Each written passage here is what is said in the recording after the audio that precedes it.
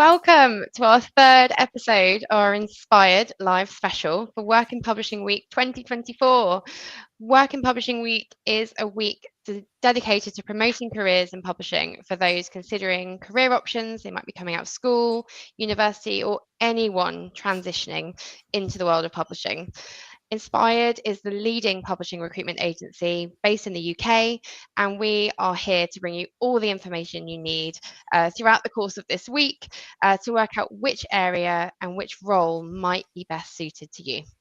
We've been online every lunchtime this week. We've covered the wonderful worlds of education and edtech publishing, academic publishing, and today we are talking all things professional and B2B publishing. Professional publishing, for those who don't know, encompasses publishers in the legal, business, financial sectors, professional membership bodies and associations, charities, B2B publishers, and these could be any professional sector from oil and gas right through to financial services, and it covers consumer publishing too. Just before I introduce my wonderful panel, who you can see here, I just wanted to encourage all of you who are attending to ask questions. We want you to get the most out of this event. It's for you as well. If you have any questions or insights, drop them into the comments and we'll do our best to address them throughout the live session. So without further ado, I would love to introduce our incredible panel of experts, and they are here to share their journeys into professional publishing. We've got Laura Priest and Derek Tong joining us today. So Laura Priest is the Head of Editorial Services at the International Institute for Strategic Studies. Laura has over 20 years experience in publishing, specialising in commissioning, partnerships and content strategy. After graduating from the Oxford Brookes University with a publishing and English studies degree, she worked for a variety of education and professional publishers and information providers, including Cengage, LexisNexis, and ISI Emerging Markets. Laura is currently Head of Editorial Services at the International Institute for Strategic Studies, where she manages relationships with publishing partners, defines content, sales and marketing strategies, and ensures that IISS publications are produced to the highest quality standards. So welcome, Laura, and thank you. And then we have Derek Tong, who's the Senior Content Manager at the Chartered Institute for Personnel and Development, CIPD. Derek's role focuses on developing and overseeing strategic cross-team publishing programs, delivering multi-channel content, including online content hubs, benchmarking reports, and an award-winning podcast. Prior to working with the CIPD, Derek was the head of journals at Bloomberg B&A, leading a team responsible for a range of professional, legal, and tax journals, as well as an international daily news service. Before entering the world of content publishing more than 20 years ago, Derek practiced as a solicitor, specialising in personal injury litigation. So welcome to you both. Thank you. Thanks, Esme. Lovely to be here. Yeah, it's great to be here. So to kick us off, Derek, if I can go to you first, how did you get into professional publishing? Well, I mean, as you were saying, I started, training in legal profession and I practiced. And so the move from there to legal publishing with LexisNexis as well, actually, was a relatively smooth one, I'd say. So I think my first role in publishing in the legal sector, was a freelance editor role. And so, by going down that route, it really enabled me to, dip my toe a little bit into what the publishing industry was like. And I think I really appreciated at the time that ability to, I manage my work-life balance a little bit more. I think being sort of much more in control of, my time and, what I do. So, I think that was one of the draws for me getting into the publishing industry. Brilliant to hear that you've managed to transition as well from freelancing into, a full permanent career, and obviously to where you are now, which is great. And Laura? So as you said, I did the publishing BA at Oxford Brookes, so many years ago. So I have a slightly more traditional entry route than Derek into professional publishing. So before I went to study, I actually did a year's work as an admin assistant in a professional accountancy body.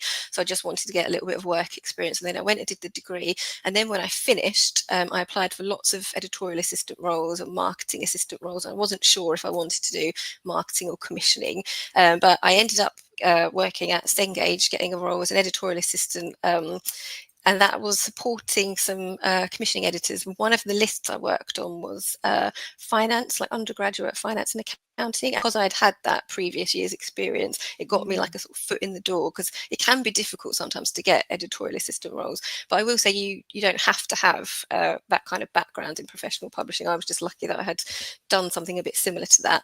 But yeah, so I did that for about 3 or 4 years. I worked at Cengage and really worked my way up, and it was a great organisation to do. I did a development editor, then I was a commissioning editor, and I worked across many different lists, so vocational publishing, did hairdressing and beauty therapy, and I spent a lot of time broadening my network, like visiting colleges, speaking to lecturers, really understanding like the sort of the craft. Like, for me, it's great starting at an entry level and learning all the different skills to get up to a more senior level, like working with colleagues who are really experienced. I think that that's really invaluable when you're going in at that entry level.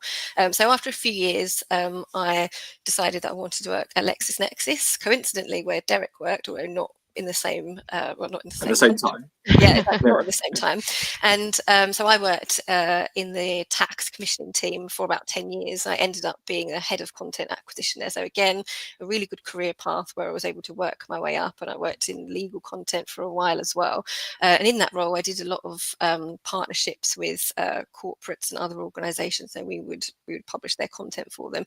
And after lockdown, I found myself wondering what it would be like to work on the other side of that. So for an organisation that wasn't a publisher, a professional organisation, so perhaps an association or an institute. And this is the role that I'm currently in, which is I'm head of editorial at the International Institute for Strategic Studies. So that's like a think tank stroke charity.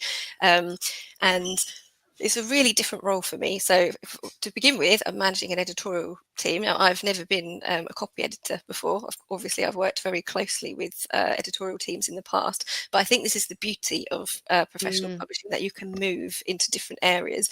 But what I bring to the team is my commercial background. So I have an excellent editorial services manager who does all the day-to-day editorial things with our team, but I'm able to then focus on making partnerships. We've partnered with Taylor and Francis ourselves, who publish our content. It's good for me to see the challenges that the Institute faces, as well as knowing what the publishers face in terms of challenges of working with partners. So yeah, it's been quite a varied career path with lots of different elements to it. But I do think it's good to note that there are different ways into this sector. Really, I think just to pick up, sorry, Esme, on something Laura mentioned about coming into the industry at an entry level. And I think that's sort of one of the valuable things I found as well, sort of coming in, not knowing too much about the publishing industry, but coming in at a place where you're almost like a stem cell. You can go in any which direction, and you might, follow the path of being a commissioning editor, or you might be a copy editor, you might get into production. And so I think getting a foot in the door, just dipping your toe in the water of the industry in some way, just gives you that exposure to kind of a career path that you maybe hadn't explored before or thought about before. And I think that was sort of one of the valuable things of when I first started. And I think the other thing that Laura picked up on there is the value of networking and talking to people and asking for advice. People are often very, very happy to offer advice and give their thoughts on what they're doing. I mean, the pair of you today, for example, and that advice and insight and just that ability to get out there and ask a question is invaluable. So yeah, no, I thank you completely both. agree. I think sort of when I think back to some of the career moves that I've made, actually some of the most impactful ones came through networking. By talking to people, knowing that, oh, you know what, they have a opening, or they're starting a new team or whatever. You can sort of create those opportunities and find out about those opportunities for yourself before, I don't know, they become officially notified on the job market or something like that. So yeah, absolutely valuable. Brilliant. Yeah. And what do you think is exciting about professional and B2B publishing? Laura? Yeah, I'll go first. So I would say for if you're actually working, I'll do this from both sides. From a publisher's point of view, working at a publisher, the products are constantly changing, and the deadlines therefore are changing. This is always to fit the client needs. So, for example, when I worked in tax publishing, believe me, that's not what I thought I'd be doing when I did my publishing degree. But I couldn't believe how dynamic it was, and how interesting it was. And there are people out there who genuinely cannot do their jobs without the content you're producing and commissioning, and it feels important and worthwhile. And you're always looking for new solutions to the client's needs. And this could be because there's been a change in the law, or something's happened in the Chancellor's budget, or something globally, like geopolitically or economically, has changed. So you need to be very fast on your feet, react to that, and really you need to be sort of prepared and efficient and almost proactive beforehand in trying to forecast and guess what could happen and what you need to produce for your customer and clients' needs. And then I would say within a professional organisation such as the Institute where I work now, we are like basically a leading authority on global security and political risk and conflict. And what I realised when I first started working here, it was interesting, is that I'm obviously from a publishing corporate background, and to me it's all about ticking the boxes so that you get all your content out and you're getting everything ready for your clients, but also obviously revenue is important to you. We always need to make money. And what I realised in this role, when I first started here, we were handing out copies of books for free at a launch. I was like, oh, what are we doing? We need to sell these books. But actually, what I've realised is it's just important that the content produced makes an impact and it has influence on policymakers. It will shape possibly security outcomes on a global scale. So the goal is basically, two-pronged. You want to make revenue from your content, but almost just as important is the impact that it has on people. We want like press to quote us, things like that. So you've got two different things to think about there. Fantastic. And Derek? Yeah, I think for me, what's exciting, and certainly through experience, is just the exposure that you can have in particularly in professional and B2B publishing.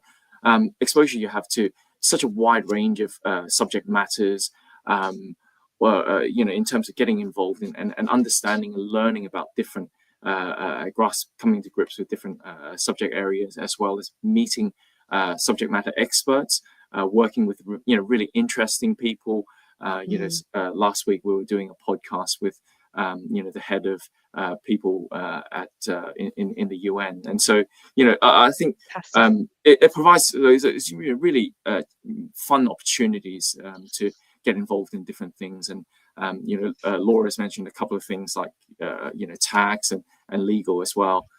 These are all sort of subject areas that maybe when you first think about the publishing industry, you might not have that specific thing in mind, but as you get working in those areas, you just become quite interested in what you do, because you find that actually there are real nuggets to be learned and to be understood from those things. And I think even more so now, what I feel is the most exciting part of content creation and publishing is the fact that there are, we're sort of much more in the era of going beyond just text or print. We're looking at multimedia content across, sort of different channels. I mentioned podcasts, we do a lot of video content as well. And so it's, really proliferated, over the past, decade or so, into different areas, sort of different medium types and things like that. Every business and organization will have websites, so that's kind of a standard and a given thing these days. And so, I think the fact that, it's all gone digital, I think that's a really exciting opportunity. And do you find you get more interaction with that digital content, Derek?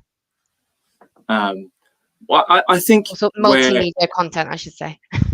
yeah, I think we're constantly finding different audience groups, right? And I think it's a learning process of understanding how we connect best with different audiences at different points in their careers or life stages, and their professional needs as well. And I think more and more, people turn to online and digital content, and so we are seeing a lot more engagement and increasingly through social media as well. Fabulous.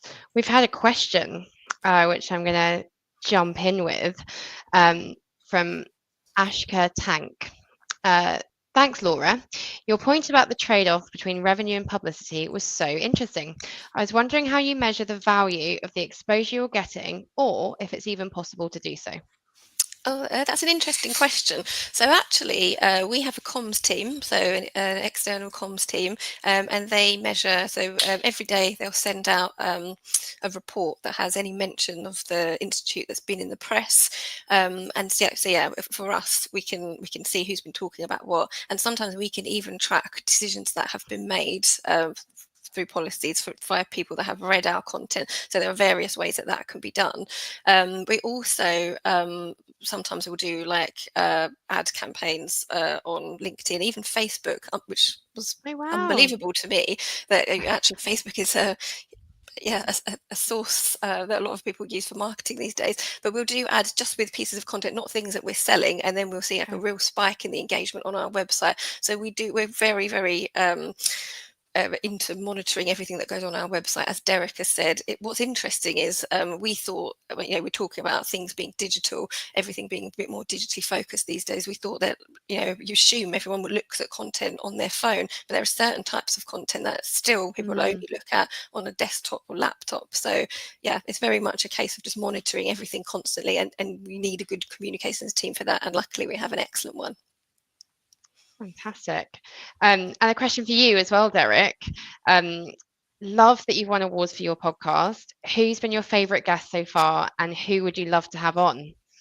Fascinating. That's a double-barrel question, isn't it? I think, without being unfair to the guests we've had in the past, because they've all been really great. We had such a wide range of guests over the years, but the one guest that really stands out in my mind, and currently I'm working at the CIPD, which is the professional body for HR professionals, and someone that came on recently for us was a chap called Dave Ulrich, and in our circles, he's kind of like the godfather of HR. In the 90s, he sort of wrote a book and came up with kind of the HR practicing model that we still many organizations still adopt, and so we had a chance to visit him, and he patched in from his home in Utah, and he was just so incredibly generous with his time, and humble in what he said, and he was very open to saying, what, I didn't come up with this stuff. I just kind of grouped it together. I borrowed shamelessly from others, and so I thought, guests like that, are wonderful. Who would I love to have is well, could name so many, but here's a controversial one. I wonder, what Donald Trump would say on a podcast. Very topical. That would be an interesting one, wouldn't it? Yeah. Especially if it's a maybe open session like this, where people can really ask questions. Is he that is one I would really love to listen to, Derek. I think that's interesting. Well, on that note, absolutely fascinating. In your roles, sort of as they are now, what do you find most rewarding? I would say one of the things is the variety of the workload. So as we've discussed, manage a really busy editorial team. We've got 13 people, excellent people. They project manage, copy edit, proof. They do lots of different things. Because this is not a publisher we work for, you find that you're doing things which you wouldn't do if you worked just for a publisher. So, and that's great, because it means you can get involved in lots of different things. And even myself, I've been in this role almost 3 years. In the last 18 months, I've been given a sales manager to manage. That wasn't something I'd done before, because I have commercial experience from elsewhere. It's an opportunity I've been given. I've also managed our knowledge information services team, which is nothing that I had done before. So we're constantly being given the chance to like develop and learn new skills.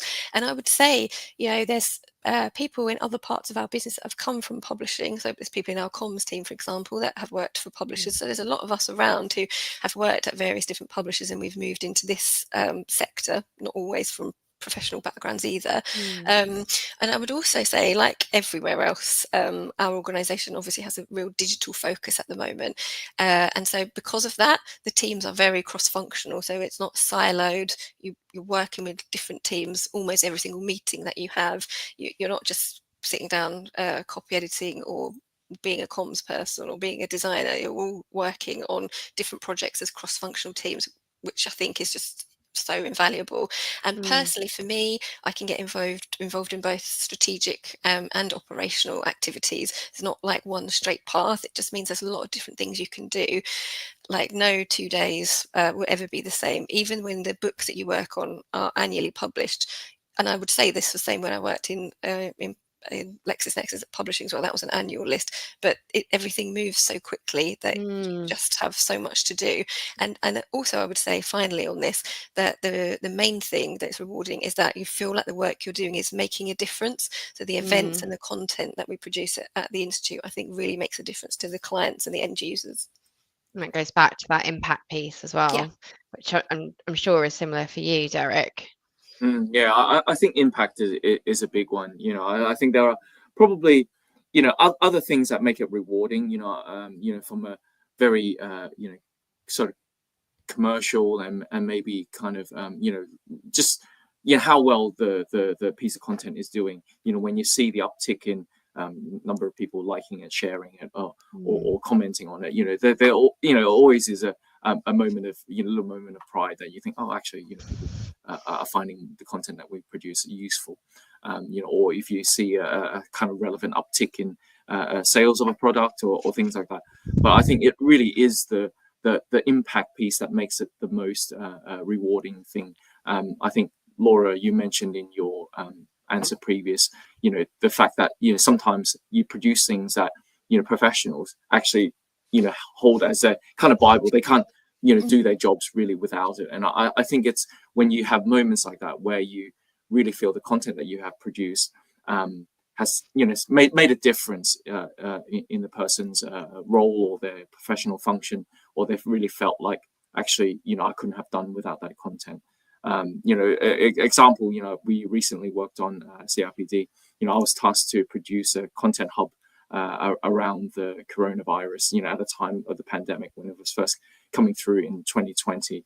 And at the time, sort of, we were all a bit in the dark about it. And if you remember, you know, every day we had those kind of funny press conferences from the PM and whoever, you know, telling us, oh, the rules of this, and then the next day the rules of that. And I think it was helping people negotiate that, and then seeing that actually, you know what, this was a really helpful resource. You know, that was, you know, really great moment for me personally, I think. Really made an you know, an impact on people's lives there, and really helped people through what was, you know, let's be honest, a very strange time. Yeah, and I had a real flow-on impact because, you know, because we were looking after HR professionals who in turn were looking after, you know, their staff and a whole bunch of other people. So, you know, really had a flow-through effect, influencing, sort of impacting more people than, you know, we would have counted on, actually. So interesting. And clearly, you know, you've both got you know, the sort of editorial sort of baseline from your career. Laura, obviously a lot of what you do now is more commercial and, you know, strategic in your organization. For the people out here, you know, who are looking to get into professional publishing, what other jobs are there to consider in the sector? I think that's a good question, actually, because in professional publishing, there are a lot of departments and jobs which are not traditional. So you've obviously got the same things as every publisher has, so editorial, marketing, distribution, HR, finance. But for example, where I'm currently working, there's a huge team of researchers. So they produce the content. And they'll be writing on like defence and conflict and a wide range of geopolitical, geoeconomic content. But there are also extensive events, as we've briefly touched on, in comms. There's a press office. There's an events team. We run a huge amount of like really big events, like dialogues for very important people to sit around and discuss defence content and defence strategies. So there's a lot of different activities and different things you can get involved in, different roles you can do. But also, I think Derek touched on this a bit earlier, but in this sector you'll find there are subject area experts and people actually very much like yourself, Derek, who used to be lawyers and then have moved into legal publishing, or civil servants. They could be ex-diplomats, and this gives you like a real, as a person who works in that organisation, it's like a wealth of experience. It really broadens your network and gives you the opportunity to work with people from all walks of life as well, with different interests and different worldviews. So even if you did go into a more traditional publishing route, it would still be very valuable. Yeah, I agree with that. And I think I was talking about this earlier, is that publishing and content is everywhere now. It's ubiquitous. Every business or organization will have their own website. And you see that, everyone each in their own way, whether it's just organizations or whole industries, have almost a content or publishing arm now. And so it really kind of means an expanded field to work across. And and I think in terms of the kind of jobs that are out there, they can be sort of more or less traditional publishing jobs. They can be more digitally oriented. They can be para publishing, as some of the things that Laura was outlining. Things working in events, and or even sort of diving into or diverging into sort of more marketing-led or comms-led roles as well. So it's got a lot of touch points. It is really what I'm saying nowadays, publishing or content, as we think of it. Absolutely. And as these more kind of multimedia channels come into play, you've got roles that are much more product focused. So rather than being a commissioning editor, it might be called a product manager, and that person might work with software engineers and developers to to get that content out while working with the specialists who are close to the content. So you can specialize in media types. You can specialize by subject socialisms, what have you. It's exactly that. Absolutely. And with that in mind, do you think there are any skills gaps in the professional publishing sector? I would say not so much gaps, but certainly if you're coming into the industry now, things that would be useful that maybe other people haven't had, like people that have been in the industry for a long time, and it is those digital and those tech skills. So a lot of professional publishers are rebranding as tech companies, so you won't see them referring to themselves as a publisher anymore. They'll be tech, and so a basic level of knowledge in this will always help, particularly if you're new. But as you've already touched on, I'd say those product development ones, are user experience, SEO, digital marketing, all this stuff is really, you need that to get in at a very basic level now. So, and look, you can learn it on the job, absolutely you can. And I think what we need to remember as well is there are so many different transferable skills in all these different sectors of publishing that you can use to go across into different parts of publishing, education, academic, even STM. So, and I've always said to people that I've worked with, if you're passionate about a subject area and you know the subject area well, that's great, but you can generally learn that on the job. What's important is the skill set that you bring to it. So it could be your marketing or your commissioning or your sales or your tech skills, whatever those skills are, you can move those around, but you just have to really finely hone those and to work out really what's the part of publishing that you'd like to get into, and then what would you like to move sideways or diagonally into, perhaps further down the line. And on that note, and I know, Derek, you haven't answered yet, but when you talk about kind of honing those skills, like how do you do that, and how do you kind of keep upskilling when you've had a lot of experience already when everything is changing? I think you've got to really keep on top of your network for this. So you need to look at what everyone else is doing. You need to, be on LinkedIn. You need to make sure that you're doing courses and you're reading everything you can. It's really important to just keep an eye out on what other publishers are doing. So I think networking is invaluable for that. Fabulous. And Derek? Yeah, I mean, just on that last point, I think the proliferation of online learning has helps a lot. You touched on LinkedIn Learning. There's a lot of courses and little digital badges and things like that you can earn, and whole host of besides on LinkedIn, a whole host of digital learning providers that you can pick up courses and things on. So if you're looking for an area of specialism or whatever it is that you want to skill up on, there's a course for that. Brilliant. And are there any skills gaps that you've seen, Derek? Yeah, I think we touched on perhaps marketing. I think increasingly with businesses expanding into content production themselves, they're looking for a bit of a marketing slant or an understanding of marketing, about how content can drive business and can lead to sort of sales leads and what have you as well. So I think it's a great feather in your cap if you've got some marketing background, and if you haven't, it's worthwhile picking up something. It's something that you can share on your CV and to show that you understand that there's a journey that you want to direct your audience towards. I think understanding audiences, their needs, and where they're coming from is an important skill set as well. And I think sometimes there's a rush to kind of do the thing that everybody is doing. You jump on the bandwagon. Everyone's doing a TikTok, so let's do that. But instead you've got to know what your audience likes, how they like to, what their habits are, how they prefer to consume their content, when and where, so that you can prescribe the right content type or content format and channels to use for that purpose. So I think understanding your audiences is a key skill to have. Absolutely. And there's another question come in here, probably more focused towards you, Laura.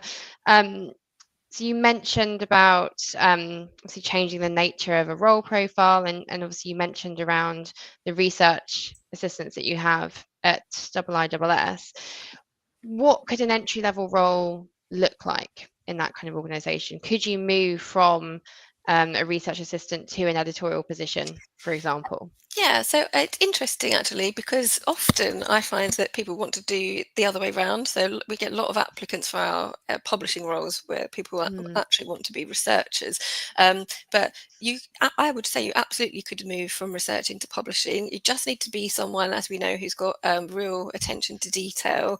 I find there's usually a certain personality type for editors, although by no means prescriptive, but for example, I'm far too chatty to do that, so I wouldn't be able to keep my head down for long enough. But joking aside, you absolutely could do that, and we like to, when we bring people in at editorial assistant level, and we don't always, some people do come in already at their assistant editors, or we have associate editors as well. Some people already have enough experience, but we do have a level where people can be trained up. So as long as you can show that you've got a basic proficiency at proofreading, then we can train you to be editors. And as I say, we've got such a large team that we've got a lot of scope and capacity to do that. And it's great for people in all organisations, I think, to be able to be promoted internally and move sideways and diagonally. I think that's really important to know that you don't always have to just stick to the one role. Working in professional publishing is really good for that. Like, it gives you a lot of different opportunities.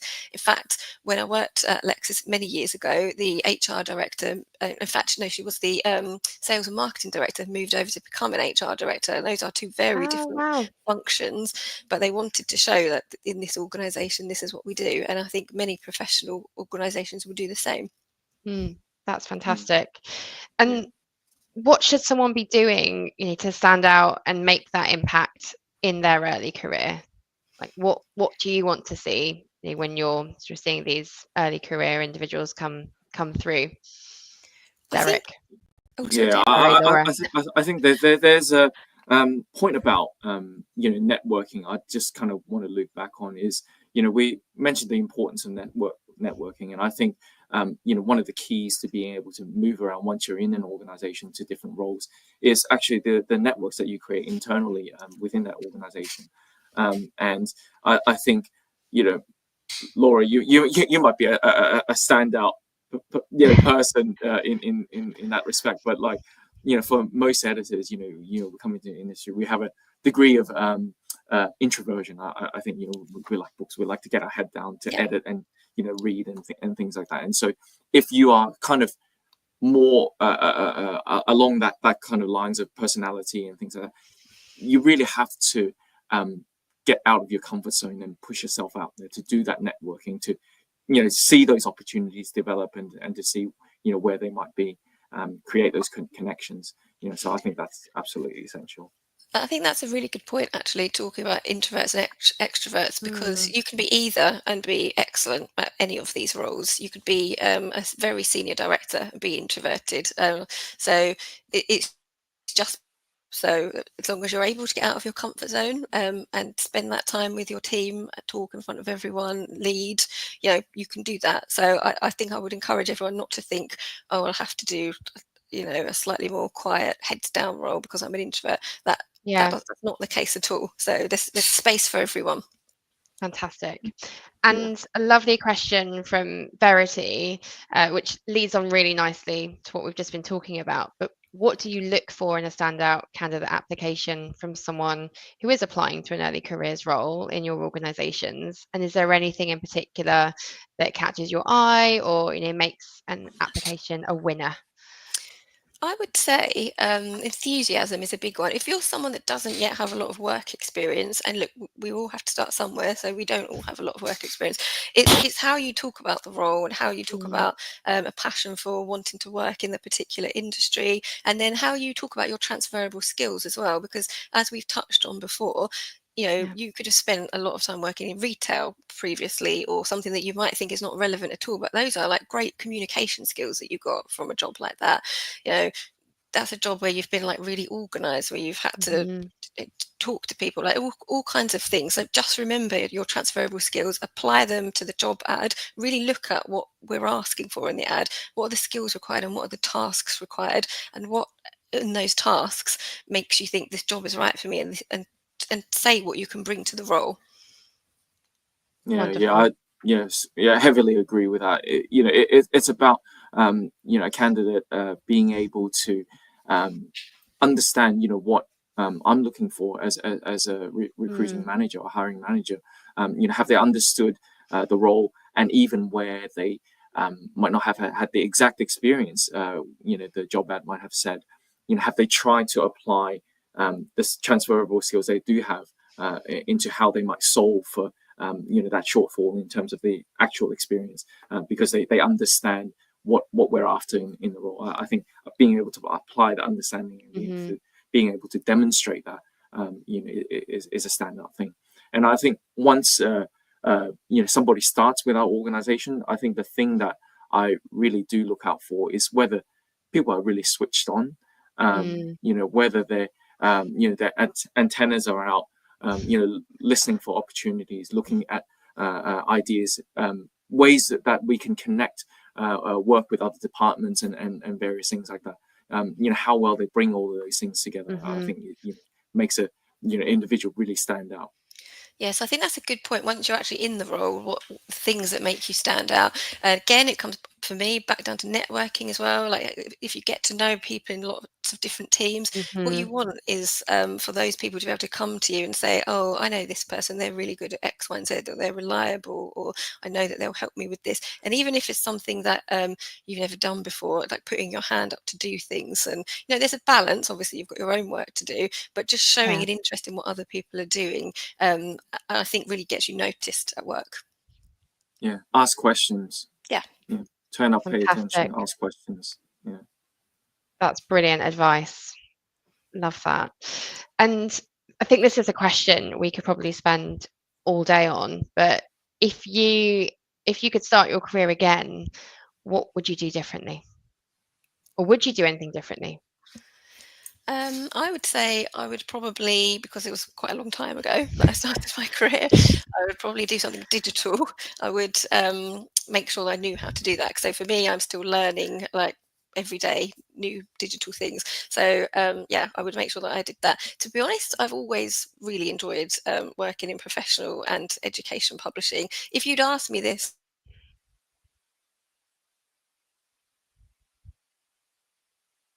I've missed out at all on doing that whatsoever. And I think the only gap in my skill set from when I first started is that obviously I was from a generation that didn't have so much digital experience or digital learning. But I know that if you did a similar course now, it would be completely different. And the world is very exciting. We're all looking towards AI. So I think, yeah, for me, I wouldn't really change much at all. Brilliant. And Derek? Yeah, I think, you know, we were chatting a little bit about this, you know, before the call, and I think, you know, I think there are a couple of lessons that I've learned along the way that I feel would have benefited me in my career to have learned earlier. You know, so one of the points about networking and making sure, you know, I get out there. I think the other one is learning to leverage your passions, your interests, and specialisms, because you might have, apart from your publishing or even professional life, a deep interest and expertise in an area, because of, you know, such a big proliferation of content publishing everywhere now.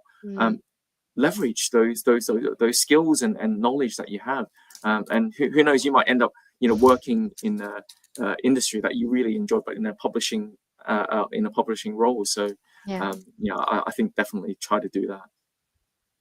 Fantastic. We have time for one more question if anyone in the audience has anything to ask. While we wait for anything to filter through, any other points from you, Derek or Laura? I would say, if thinking of advice to give people who want to get into this sector, is that if you are working or looking to work for a smaller institute or association, they really value what extra skills you can bring to the table that aren't advertised in the role. So, for example, we don't have a marketing department, but we have a lot of people with marketing experience, and that's really valuable for us. So there could be something else you've done. Don't discount that just because it's not in the job. And for publishing, for B2B publishing, I would say really think about the audience and the client when you're putting your cover letter and CV together. Those roles really focus on doing everything we can to meet the client's needs and solutions. So just show that you're thinking about customers in some way. Wonderful. Anything else, Derek? Yeah, I think I've mentioned, you know, just now, you know, leveraging your skills and interests in other areas. And I've also mentioned about actually a valuable one is picking up some marketing knowledge. So I would probably stick with those ones for now. And we've had another question come in from James Martin, which is, how do you both expect the professional publishing industry to develop heading into the future? Nice question. Yeah, I think that's a really interesting question. You know, we actually, this probably touches back on earlier questions about a skill gap, and maybe actually links back to that question about what other advice is. I think I see the proliferation of AI and generative AI accessible to you know, just everybody, making a huge impact in terms of publishing and content creation over the next, you know, yay number of years. And I think we're almost at an inflection point now where this is like the beginning of the internet. You know, when it comes to content creation, you know, the ability that AI brings into it, and I think the skills or attitudes that I think we need to develop in this area is one, you know, a real fearlessness when it comes to experimentation. You've got to use it. You know, don't feel like, oh, you know, I don't know too much about this, you know, therefore, you know, I won't try it. Yeah, just try it, play with it. You know, obviously, you know, there are sort of parameters, you know, in terms of like not, you know, giving away, you know, privacy information or things that are, you know, sort of too, you know, company trade secrets or anything like that. But, you know, in your own time, you know, do experiment about and understand the capability that AI can bring to content creation in your area.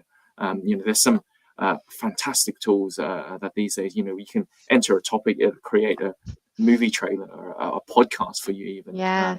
Just you learn to prompt AI, experiment with it, definitely do that. And then I think when it comes to skills as well, it's the human judgment side of that, understanding when actually, what, AI's pieced together this thing, but it's not right for this or that reason. And I think sort of one of the recent lessons I've learned is that sometimes AI like to make things up just to be able to answer the question that you've given it. And so you've got to be there with the knowledge and with the kind of scrutiny to understand that actually, this is factual, this is not, and to make that judgment call. Absolutely. Oh, well, thank you both so much. We've come to the end of our Inspired Live on all things professional and B2B publishing. So a huge thank you to Derek Tong and Laura Priest. You've both been amazing. I think we could have sat here and talked for hours, but it's been so interesting, and I think we've definitely showcased why professional publishing is such an exciting area of publishing to work in. Thank you to all our viewers as well. Thank you for all your questions. I hope you've learned some interesting things and enjoyed the session. If you've enjoyed the show today, we've got another show tomorrow, don't worry. Tomorrow, our CEO, Susie Asprey of Inspired Selection, will host a panel, 1 o'clock here on LinkedIn, all about trade publishing. She will be joined by esteemed guests, Sharon Marshall, who's head of recruitment at Bloomsbury Publishing, and Matt Haslam, who is a publishing consultant and creative industries coach at the agency of True Places. It's going to be fantastic.